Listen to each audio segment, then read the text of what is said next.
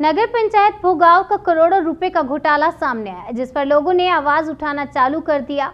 इस संबंध में पूर्व चेयरमैन उपमा दीक्षित के प्रतिनिधि डॉक्टर मनोज दीक्षित ने खुलकर बोलते हुए क्या कुछ कहा, ये आपको सुनाएंगे। हम बात करेंगे नगर पंचायत के घोटाले पर। नगर पंचायत के द्वारा जो दुकानों का निर्माण कराया गया है, उन दुकानों की नीलामी हुई नहीं है। उनको नगर के लोगों से बड़ी रकम लेकर उनको दिया गया है और एक मोटी रकम वसूली गई है। वहीं नगर पंचायत गांधी पार्क में एक तालाब का निर्माण कराया गया था। उस तालाब को बनवाने के लिए 17 लाख रुपए की धनराशि मंजूर कराई गई थी, मगर आप लोग इस तालाब को देखकर समझ जाएंगे, पूरी तरीके से तालाब सूखा पड़ा है। क्या 17 लाख की कीमत का यह तालाब नजर आ रहा है? आप लोग तस्वीर को देखकर खुद ही समझ गए होंगे। और इस तालाब में कभी भी पानी नहीं भरा गया। आइए आप लोगों को एक और तस्वीर दिखाते हैं। यह जो बिल्डिंग दिख रही है, यह PWD की भूमि पर बनाई गई है और इसको लगभग 22 लाख रुपए में इसको बेच दिया गया है।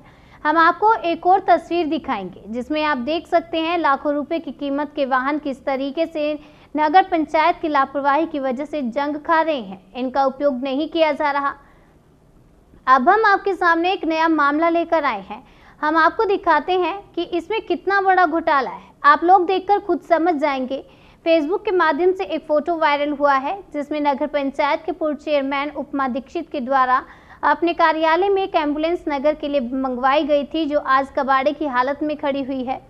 नगर पंचायत के द्वारा किए जा रहे घोटाले के संबंध में नगर के लोगों ने क्या कुछ कहा, आप भी सुनिए डॉक्टर मनोज दीक्षित के द्वारा। सर, जो अभी एक मामला सामने आया है कि नगर पंचायत में जो एम्बुलेंस है तो कबाड़ हालत में पड़ी हुई है, और जानकारी के अनुसार फेसबुक के माध्यम से लोगों ने बताया कि उनको जानकारी मिली है कि उसका पेट्रोल है, उसकी स्लिप लोगों को प्राप्त हुई है कि पेट्रोल उसका कंटिन्यू लिया जा रहा है। गाड़ी नहीं चल रही है तो फिर वो पेट्रोल कहाँ जा रहा है?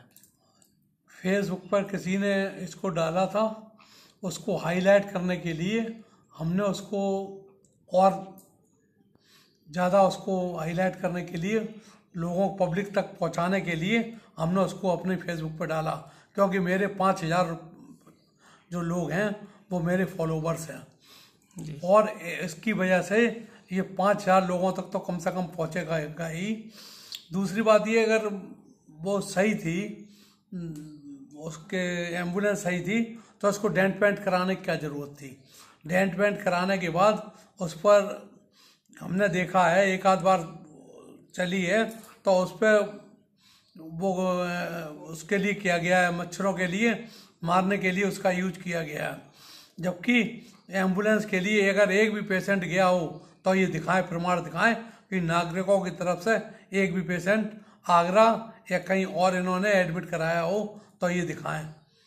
उसको डेंट पेंट कराना से कुछ नहीं होगा, ये जांच का विषय है। इस पर मैं जिलाधिकारी से मांग करूंगा कि नगर पंचायत भोगांव की पूरी तरीके से जांच होनी चाहिए, क्योंकि कम से कम 20 करोड़ का घपला नगर पंचायत भोगांव में किया गया है।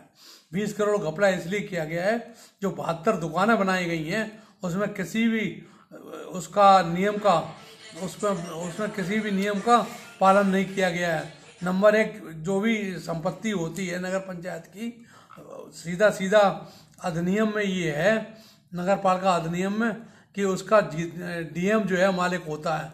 अगर DM नहीं है तब वो अपना प्रतिनिधि किसी को भेजता है, तब उसके बाद नीलामी होती है। और नीलामी में भी नियम होता है कि उसमें कितने लोग BC थे, कितने लोग SC थे, कितने लोग सामान्य थे। 72 में ये किसी का भी ध्यान नहीं रखा गया। एक भी गरीब आदमी को, कोई भी, चाहे वो किसी भी संप्रदाय का हो, एक भी आदमी को कोई भी दुकान गरीब आदमी को नहीं मिल पाई है। 5 से लेकर 10 लाख रुपए इसमें लिया गया है। सर, थोड़ा एक जानकारी ये भी लेना चाहेंगे कि जो जनरेटर एक बताया जनरेटर आया है पर नगर पंचायत उपलब्ध नहीं, उसकी स्लिप भी मेरी जानकारी में आई है, क्या है वो मामला? एक जनरेटर का मैंने भी सुना है कि वो पूर्व चेयरमैन के यहाँ लगा हुआ है और इनमें किसी की हिम्मत नहीं कि उसको वो ले आए। 35 kVA का जनरेटर घर के लिए कोई नहीं मंगाएगा। 35 का जनरेटर कम से कम 10 मॉडलों में लाइट दे सकता है। दूसरी बात ये है, इसी तरीके से एक बाड़ा है जिसको कि 5 लाख में बेच दिया गया। आज भोगांव में बाड़ा नहीं रहा। अगर बाड़ा होता तो उसको गाय के लिए उसको बनाया जा सकता था। कुछ तो गाय उसमें रह ही सकती थी, कुछ आवारा पशु उसमें रह सकते थे।